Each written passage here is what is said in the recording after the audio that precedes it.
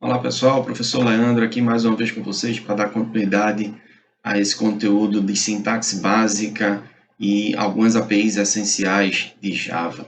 Hoje a gente vai falar sobre ArrayList e a importância de se utilizar essa estrutura para a gente conseguir alavancar aí a nossa performance de desenvolvimento, já que a ArrayList permite a gente manipular uma estrutura de dados que cresce dinamicamente, diferente de um array que já foi apresentado pelo professor Vanilson.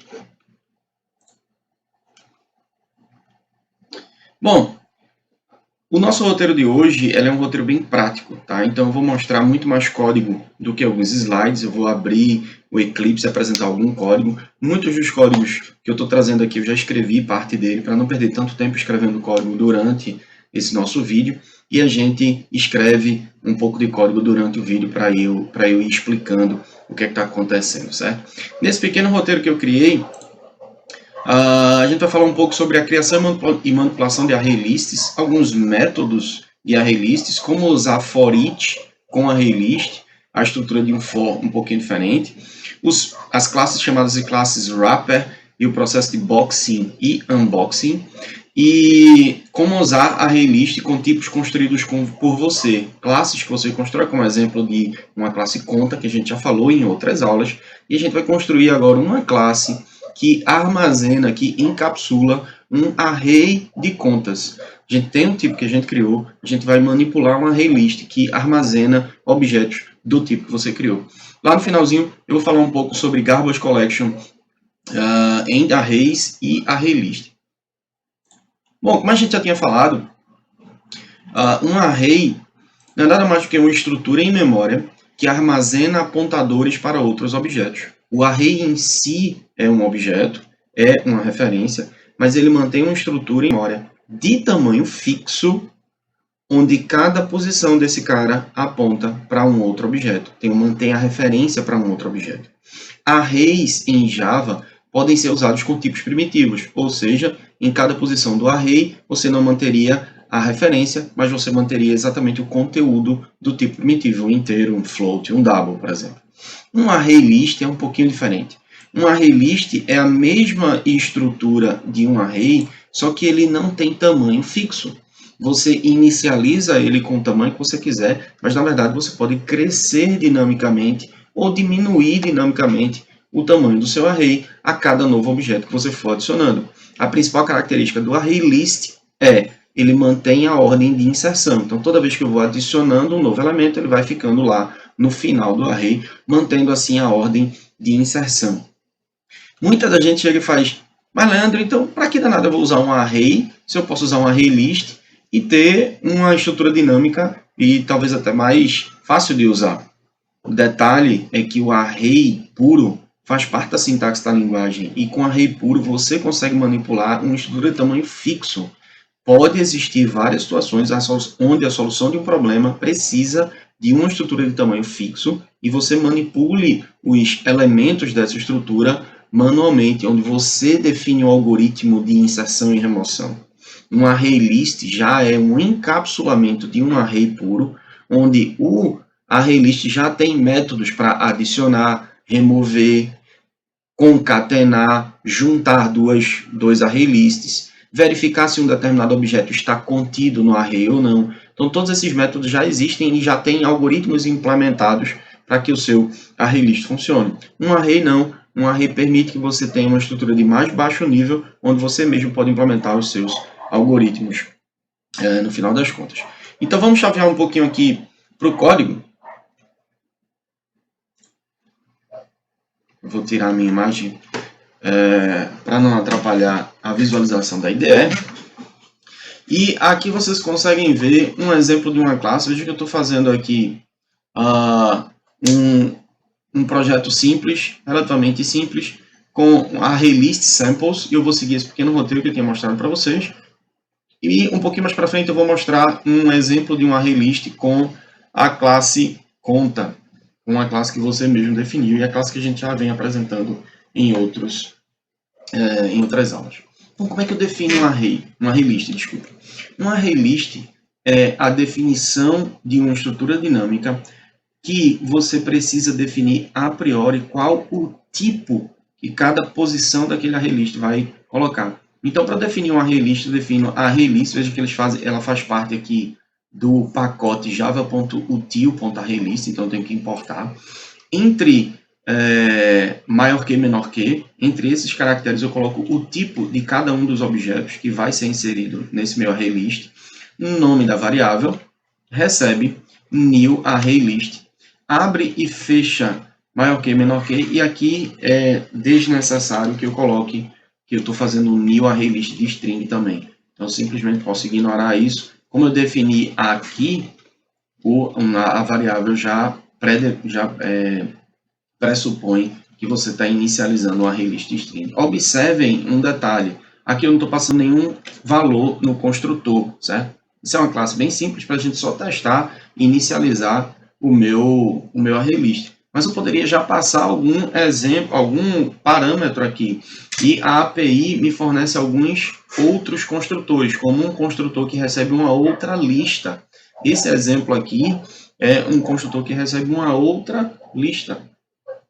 Esse exemplo aqui de baixo é um construtor que inicializa com a capacidade inicial. Capacidade não é tamanho, tá? Capacidade é, eu quero já pré-reservar um espaço de memória com a capacidade de 1 milhão de objetos. Ele reserva esse espaço de memória, mas não necessariamente o tamanho do array é igual à capacidade. Cuidado para não confundir isso.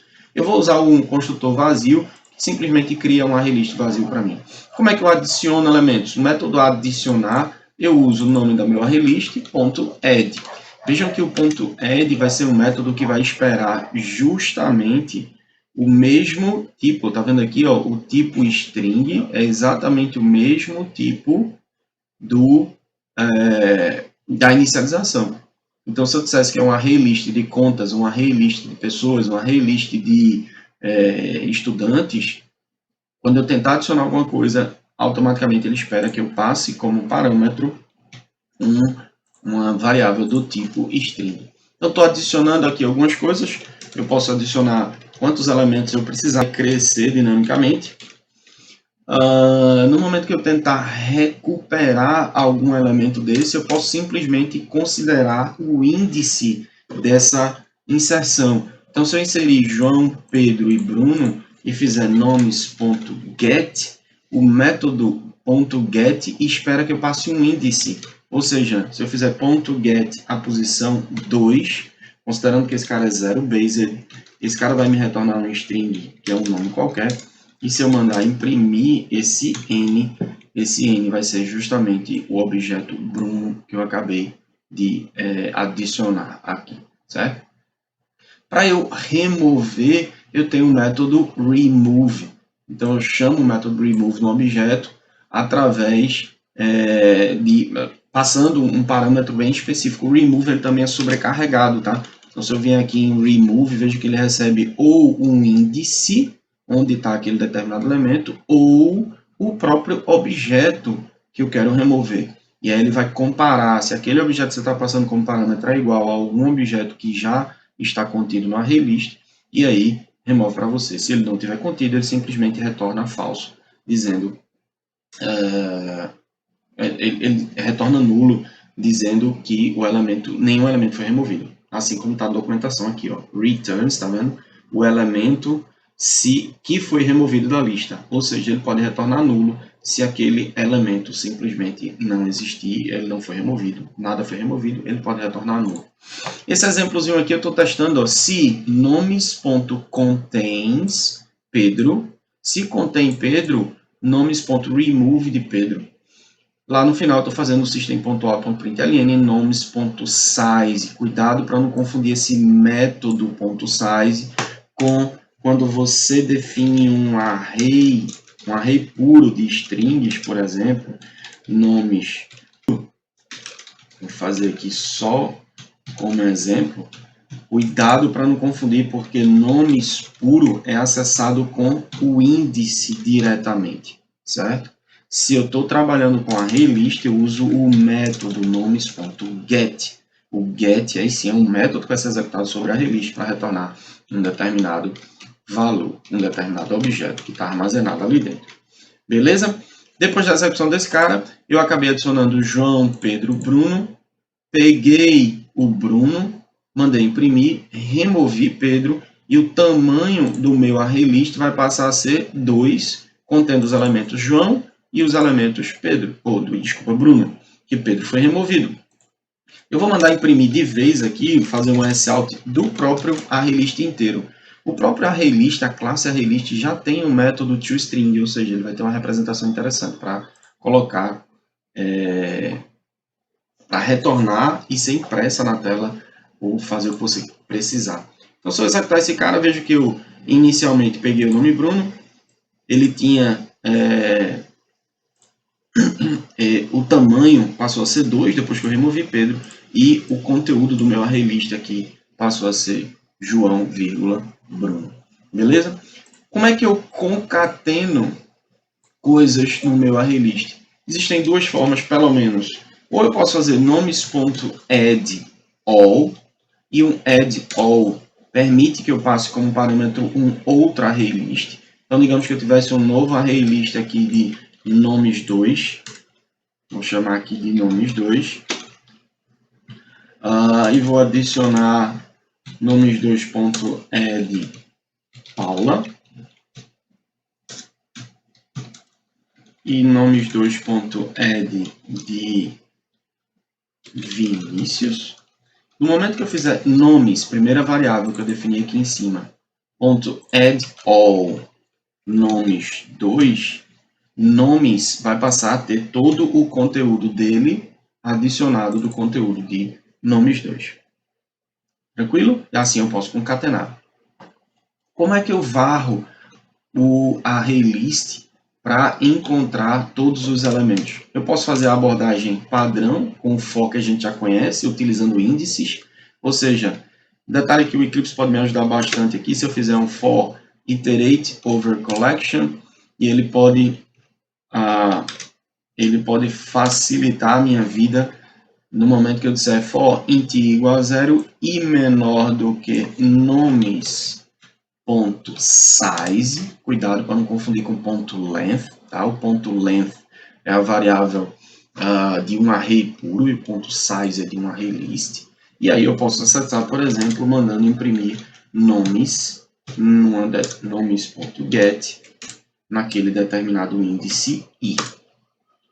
Desculpa, naquele índice i. Ou seja, quando eu mandar imprimir, o resultado desse cara aqui no final vai ser a impressão de todo mundo, inclusive depois da concatenação, depois que eu fiz um addAll aqui. Certo? Ou seja, ele mandou imprimir todo mundo e quebrou uma linha, tá vendo? João, Bruno, Paula e Vinícius. Como é que eu faria esse mesmo for utilizando a estrutura de um for each? A estrutura de um for each, via de regra, não trabalha com índices. Ele, por definição, varre todo o conteúdo do array. Então, faria do ArrayList.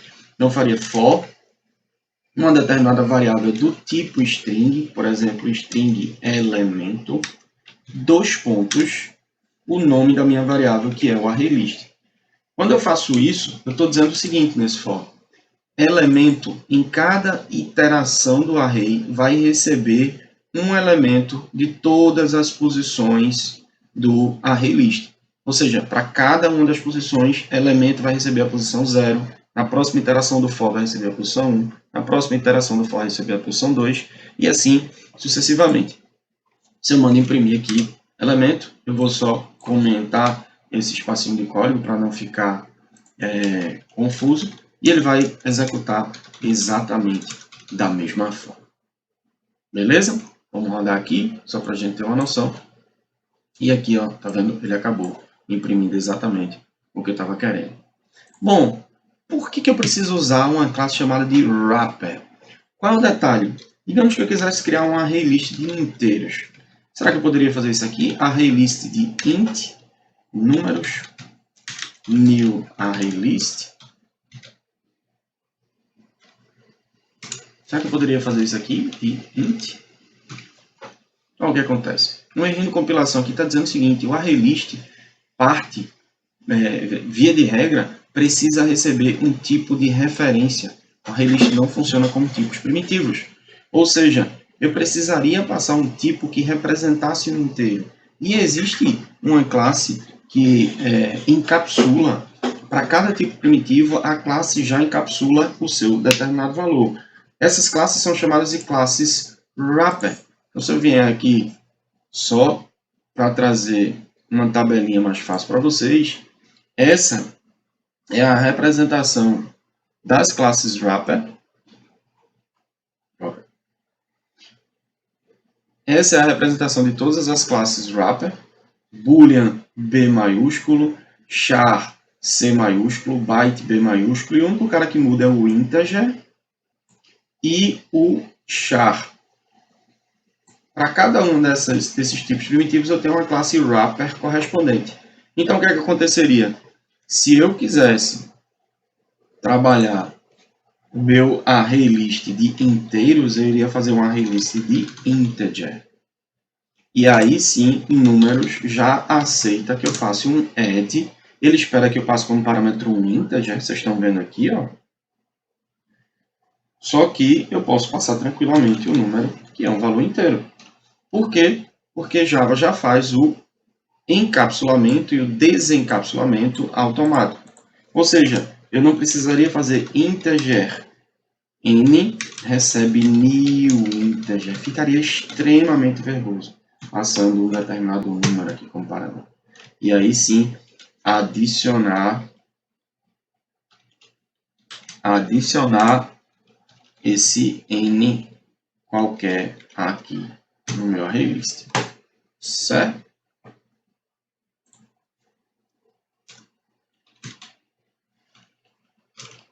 Já tinha uma variável n aqui em cima, que é de string n, por isso que estava dando erro em compilação. Beleza? Então eu não preciso fazer isso, eu não preciso usar essa verbosidade, porque Java já faz o encapsulamento e o desencapsulamento de um inteiro.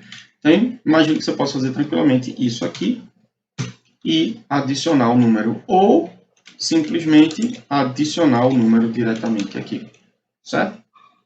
Ou seja, eu poderia começar o curso inteiro falando que Java não tem tipos primitivos. Eu poderia passar o curso inteiro simplesmente utilizando os tipos de referência, com um izinho maiúsculo aqui, um char, um boolean com B maiúsculo, sem usar mais tipos primitivos. Ok? Se você quiser definir o seu ArrayList de algum tipo primitivo, usa uma classe do tipo wrapper. Por fim, e não menos importante, é bom a gente lembrar por que a gente precisa pensar em algumas estruturas de garbage collection. Por quê? No momento que eu estou manipulando estruturas que têm muitos objetos em memória, que é o caso de array e ArrayList, eu acabo esquecendo que aqueles meus objetos estão sendo referenciados dentro do meu array ou ArrayList. Voltando aqui para vocês. Ou seja, eu preciso lembrar que toda vez que eu estiver referenciando objetos nessa... Droga, rapidinho. Ok, agora foi. Toda vez que eu estiver referenciando objetos dentro de um determinado array ou ArrayList, eles podem ou não ser coletados pelo coletor de list de Java. O que danado é o coletor de list de Java? Vou deixar esses slides aí como referência para vocês, só como exemplo, mas foi o que eu acabei de falar das classes wrapper e boxing e unboxing. O coletor de lixo é um mecanismo de Java que facilita a limpeza da memória. Então ele vai tirar objetos que não estão sendo utilizados. Para que você, programador, não se preocupe em, toda vez que você faz um new num determinado objeto, você precisaria ir lá e desalocar o espaço de memória dele. Isso acontece normalmente em linguagem de mais baixo nível, como é o caso de C e C++. Você tem o malloc sizeof, você aloca um pedaço de memória para saber qual é o tamanho, e depois você vai lá e remove aquele cara da memória, e você precisa tratar disso diretamente. Ou seja, existe uma chance muito grande de você fazer memory leak, você gastar memória demais e acabar vazando memória, certo? Então, o objetivo do Garbage Collector é o tempo todo um programa que está associado à máquina virtual, você, programador, não controla, e ele está o tempo todo verificando, tem algum objeto não sendo referenciado por ninguém, tem algum objeto aí perdido, tem algum objeto que não está sendo usado para alguma coisa. Se houver algum objeto que não está sendo referenciado por ninguém, esse cara remove ele da memória, ele tira a referência desse cara da memória. Imagine então que eu faço esse pedacinho de código aqui, hora H recebe new hora, partindo do princípio que a classe hora já existe, tá? Quando eu faço H recebe new hora mais uma vez, esse primeiro objeto que estava sendo referenciado aqui, ele está passível de ser removido pelo garbage collect. Eu criei dois objetos, mas só estou guardando a referência de um deles, desse último aqui. Certo? Então, cuidado se você estiver armazenando referências de objetos em algum lugar, o garbage collector não tira da memória. Se você não guardar a referência de objeto em nenhum lugar, como é o caso de um objeto que é passado como parâmetro, o método termina e você retorna para onde o método foi invocado, naquele momento, os objetos da execução do método já estão passíveis de serem coletados pelo garbage collector. Então, no final, a partir daqui, esse primeiro objeto que foi instanciado aqui em cima já estaria passível de ser coletado pelo garbage collector. Detalhe, as referências com arrays ou array lists mantêm uma referência para o objeto. Então, imagine aqui, autor, partindo do princípio que essa classe já existe, autor A1 recebe new autor, Leandro, no e-mail e sexo. E eu crio 4 instâncias aqui para 4 objetos diferentes. Crio um array de autores e já inicializo ele com 4 posições, A1, A2, A3, A4. Observe que este array está apontando para cada um, está armazenando cada uma dessas referências. E as variáveis que você colocou aqui em cima também. Se eu faço A3 recebe nulo, A3 vai deixar de existir, mas o array ainda mantém a referência para A3, ou seja, A3 ainda não é passível de ser coletado pelo coletor de lixo. Tranquilo?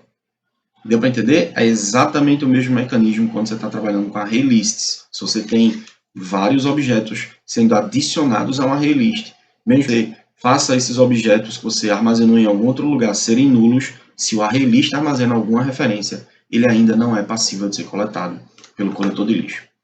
Para facilitar a nossa aulinha de hoje, eu não vou terminar agora, eu vou só mostrar um exemplozinho de código interessante com array list e deixa eu alternar aqui para a nossa IDE, para ficar só com a IDE. E lá na minha IDE, eu vou apresentar para vocês um pequeno exemplo de código de um repositório de contas. Imagine que um repositório de contas vai ser, e lembrem-se que eu vou disponibilizar esse código para vocês, tá? Vai estar na descrição do vídeo.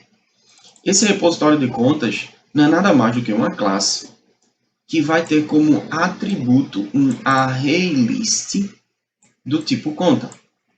Contas é o nome do meu atributo. Aqui eu tenho um construtor que recebe uma capacidade inicial. Lembrem-se, capacidade não é tamanho, tá? São coisas distintas. E eu inicializo o meu atributo, dizendo que esse cara recebe um new array list. Não preciso colocar mais do tipo conta aqui. Eu já pressuponho que ele é do tipo conta, repassando como parâmetro a capacidade inicial. E eu tenho nessa minha classe, do repositório de contas, 3 métodos. Um adicionar conta, um remover conta e um método toString. Um adicionar conta parte do princípio que eu não posso adicionar duas contas que têm o mesmo número. O método remover conta parte do princípio que eu recebo um número, procuro a conta que tem aquele número e removo ela do meu array list. O método toString nada mais faz do que transforma o meu array list numa representação textual, e eu vou fazer a representação textual como sendo número, tracinho, saldo da conta, e retorna essa representação textual para alguém fazer o que bem entender. Como é que a gente implementaria esse pedacinho de código? Lembrando, por que eu estou criando uma classe que manipula um array de contas? Que é de se notar que eu estou adicionando regras para a adição de contas dentro desse array list. E essa responsabilidade poderia estar simplesmente envolvida ou isolada numa classe que eu estou chamando do tipo repositório. É como se nessa classe eu dissesse assim, ó, nela, tudo que eu for falar de adição de contas, a responsabilidade é dela de verificar se uma conta não tem uma outra conta já não tem o mesmo número da conta que eu estou passando como parâmetro. Então vejam que esse repositório ele não é uma classe que vai adicionar efetivamente contas. Alguém vai instanciar esse repositório e vai passar valores de contas para serem guardadas dentro dele. A responsabilidade do repositório vai ser verificar essa regrinha de negócio que eu acabei de falar, do adicionar, do remover e do toString, para simplesmente implementar um lugar que é responsável por guardar as contas direito. Eu vou só abrir a classe conta aqui para vocês já lembrarem, colocar aqui de lado. A classe conta ela tem dois atributos, número e saldo, um creditar e debitar, um getNúmero e getSaldo. Não tem o método setSaldo de propósito, certo? No meu repositório de contas, então, como é que eu adicionaria uma conta verificando se aquela determinada conta passada como parâmetro já não foi adicionada no meu array, no meu array list, com um número igual. Primeiro eu vou ter que varrer esse meu array inteiro, né? Como eu sei que esse cara já foi inicializado no meu construtor, eu não tenho problema dele ser nulo. Então eu vou fazer o seguinte, para cada um dos elementos do array, eu vou verificar se o número desta conta está já está contido no array list. Então a primeira coisa que eu deveria fazer antes de evitar qualquer erro é, se C for diferente de nulo, sendo C diferente de nulo, o que é que eu vou fazer? Eu vou pegar o número dessa conta que me entregaram como parâmetro e verificar se alguém tem esse número. Se esse número da conta existir, eu não adiciono nada, o resultado aqui já é falso e eu simplesmente saio do meu método. Se o número não existir, eu adiciono esse objetozinho da conta que me entregaram. Então, eu vou varrer cada um dos elementos do meu array list, verificando o seguinte. Para cada um dos elementos, for conta C dos pontos contas, isso eu estou utilizando a estrutura de um for each, para cada conta interna, para não confundir com parâmetro, tá?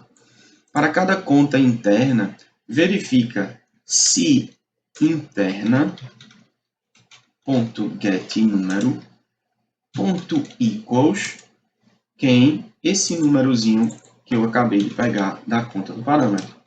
Se esses caras forem iguais, eu vou guardar aqui num booleano e dizer o seguinte, existe conta igual. Recebe falso. Se eu acabei de encontrar, eu vou dizer existe conta igual. Recebe true. Certo? Vou dizer, só para não dizer que existe conta igual, existe conta com número igual. Existe conta com número igual.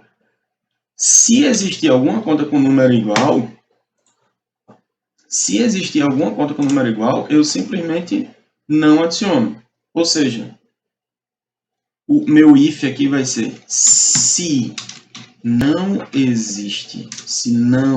existe conta com número igual, aí sim this.contas, que é o meu arrayzinho de contas, .add, adicione essa nova continha C que eu acabei de passar como parâmetro, e o resultado, lembra, o resultado do meu método vai ser true. Significa eu adicionei. Se eu cheguei aqui e não adicionar nada, o resultado vai ficar como falso, eu vou retornar esse determinado resultado. Beleza? Implementado um add conta. Como é que seria o remover conta? O remover conta vai remover a conta cujo número é encontrado. Então, vou ter que procurar, mais uma vez no meu array, eu vou fazer um for. E eu vou fazer um for diferente agora de propósito. For int i igual a 0 e menor do que this.contas.size. Lembrem-se, tamanho não é capacidade, de mais baixo. E para cada carinha que for pegar, eu vou dizer o seguinte, se eu achar uma conta com o mesmo número, eu não preciso continuar procurando pelo resto do array list. Ou seja, eu vou quebrar o for. Então, eu vou fazer um novo boolean aqui de propósito para não quebrar o for com break. E vou dizer o seguinte, se número existe, recebe falso. E uma vez que eu encontrei, eu quebro o for. Para fazer isso, eu simplesmente adiciono uma nova condição aqui. Se, enquanto o i for menor do que size e não número existe, continue a procurar. No momento que eu achei o número, eu faço o número existe e recebe true. Ele volta para a iteração do laço e verifica, opa, não, true é falso, significa que o número já existe e eu quebro o laço automaticamente, retornando um determinado resultado. Certo? O resultado é dizendo se a conta foi removida ou não. Na verdade, eu poderia até utilizar exatamente o mesmo boolean aqui, né? No final das contas, eles vão ser a mesma coisa. Mas, no momento que eu estou procurando agora, eu vou dizer com this.contas.get aquele determinado índice. Eu peguei uma conta, com essa conta na mão, eu vou comparar se o número dela, só para vocês não confundirem, eu vou fazer aqui conta C recebe isso, e se c.getNúmero.equals o número entregue como parâmetro, o que é que eu faço? Eu quero remover aquele índice da conta, certo? Detalhe, eu não devo fazer remoções dentro de um for, isso dá um problema sério, porque o for é uma estrutura de loop, e ele vai continuar a executar mesmo você removendo elementos. Então, sai do for, guarda o índice e remove somente depois do for, tá? Beleza? Então, o que é que eu vou fazer aqui? Se existe um número que é igual, eu vou fazer o número existe recebe true, e por acaso o i vai estar com o valor que a gente está querendo saber, que é justamente o índice da conta que eu acabei de encontrar. Então, eu vou só declarar esse fora do for, para poder enxergar ele. E aqui eu faço, ao invés de int i, eu digo i igual a 0. Eu declaro fora do for para enxergar ele fora do for, fora do escopo, certo? No momento que eu encontrei esse número, aí sim eu removo a conta. Então, se número existe, this.contas.remove, e eu estou removendo neste determinado índice que eu acabei de encontrar. Tranquilo? Se o número existe, eu removi, agora sim, resultado recebe true. Significa que eu estou realmente, efetivamente, removendo a conta. Se nada disso aconteceu aqui, o resultado vai continuar falso e eu vou retornar dizendo não removi ninguém. Tranquilo? O método toString, veja que eu estou implementando a classe inteira para depois testar ela, tá?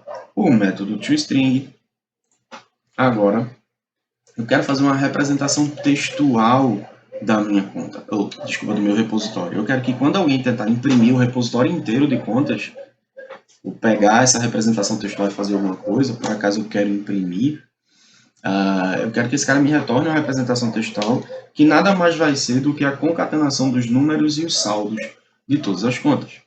Então, eu vou fazer o seguinte, eu vou inicializar uma variável que resultado recebe string vazia e vou sair concatenando para cada elemento conta C, this.contas, para cada elemento do meu array de contas, eu quero fazer com que resultado receba ele mesmo concatenado com c.getNúmero mais pipe, aqui salvo dois pontos, concatenado com c.getSal. E eu vou, de propósito, quebrar uma linha, tá, um barra n aqui, concatenar com um barra n, só para a gente entender que o resultado está concatenando e quebrando a linha, concatenando e quebrando a linha. No final, eu retorno esse determinado resultado. Observe, mais uma vez, eu deixei aqui escrito o toString não imprime nada. Eu só estou fazendo com que essa variável string esteja recebendo os números e os saldos das contas. Para cada um desses caras, eu estou quebrando uma linha, quebrando uma linha, quebrando uma linha dentro de um for. No final, eu dou um return do resultado. Beleza? Vamos alternar aqui para uma classe que eu estou chamando de banco. E essa classe banco nada mais vai ser do que um teste do repositório de contas. Eu vou instanciar o meu repositório primeiro. Vejam a instanciação do repositório. Repo, new repositório. Quando eu faço isso, automaticamente eu preciso passar uma capacidade inicial. Mais uma vez, pessoal, capacidade não é tamanho, capacidade é uma pré-alocação de memória. Quando eu faço isso com o repositório agora, eu executei o construtor, inicializei o arraylist, permito a adição de contas, remoção de contas ou método toString. Vamos lá? Repo.add conta, ele me espera que eu passe uma conta, então eu vou passar aqui uma new conta, cujo o número é 1, 2, 3, 4, 5 e o saldo é 150,95. E eu posso adicionar quantas contas eu precisar. Vejam, nada impede que eu adicione mais de 100 contas, tá? Essa é a sua capacidade inicial. Se eu passar da capacidade inicial, ele aumenta esse negócio para mim. Então, eu vou adicionar contas aqui com números distintos. Também saldos distintos das contas. Certo? Vamos testar aqui fazendo... Como eu quero pegar o método, usar o método toString para saber o conteúdo do repositório inteiro, eu vou fazer string resultado de propósito. Estou fazendo 2 linhas de código só para a gente entender. Repo.toString e mandar imprimir esse determinado resultado. Feito isso, eu acabei de executar o método toString, ele vai passar conta por conta e sair concatenando número e saldo para mim. Certo? Aqui a conta 2, 3, 4, 5, blá, blá, blá, ele está concatenando para mim, quebrando uma linha. Beleza? Vamos tentar remover uma conta. De propósito, eu vou tentar adicionar uma nova conta aqui com o mesmo número e outro saldo. E vamos ver o que vai acontecer. Será que ele vai permitir a adição? Veja que ele manteve esse saldo aqui, tá vendo? Ó, o resultado aqui, ó, ele manteve 66150 porque essa adição não foi feita. Lembra da regra de negócio? Uma conta com o mesmo número não seria adicionada. Certo? E na remoção, repo.remover conta, e ele está esperando para remover. Vamos remover a conta 9875, isso é um string, e depois vou fazer a mesma coisa, só que agora de propósito eu vou fazer isso aqui, vou mandar imprimir repo diretamente. Vejam que fazer isso .toString ou isso sem o toString é exatamente a mesma coisa, porque o método system.out.println já invoca o método toString daquele determinado objeto. Então, nesse caso, eu imprimi a primeira vez e depois mandei remover a conta cujo saldo era 3.150.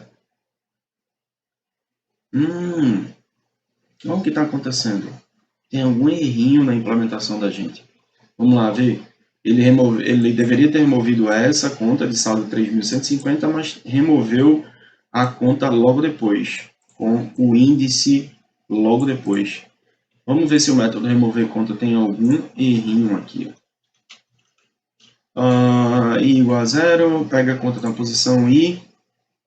Se o número existe, esse cara diz número existe recebe true e quebra o laço para chegar aqui com o remove.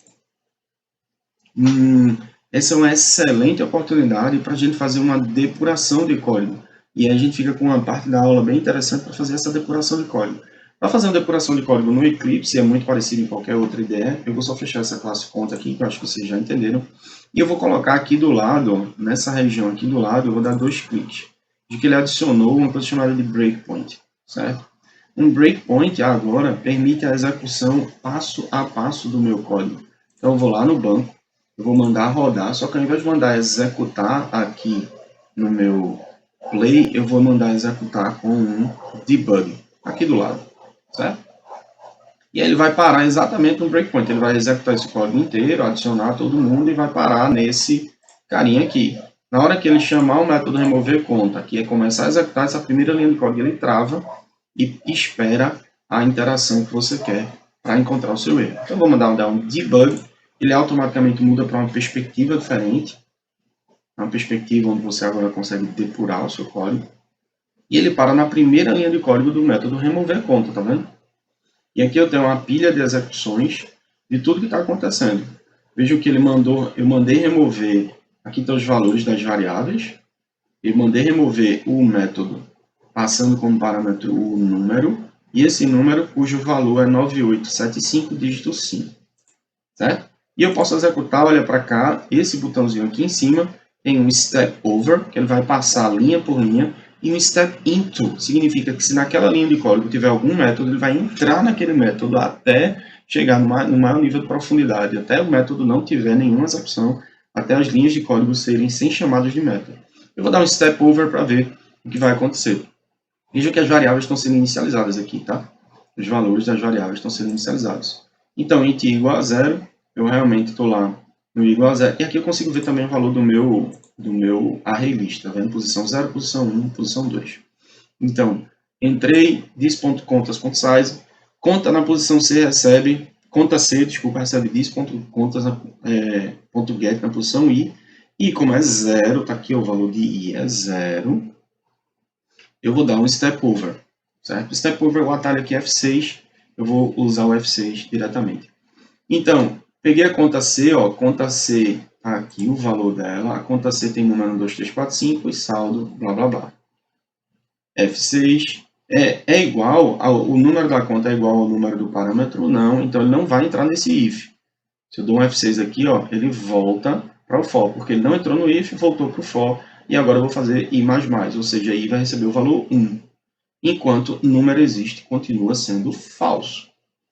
Vamos lá. Conta C recebe dis.contas na posição I, e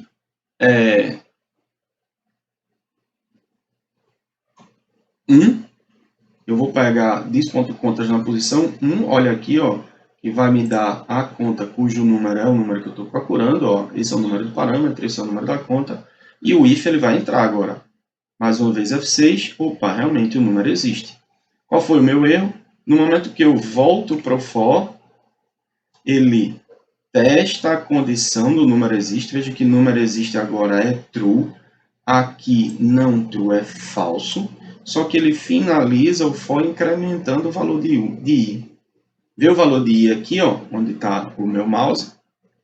Quando eu dou um F6, ele sai do for, mas incrementa o valor de i.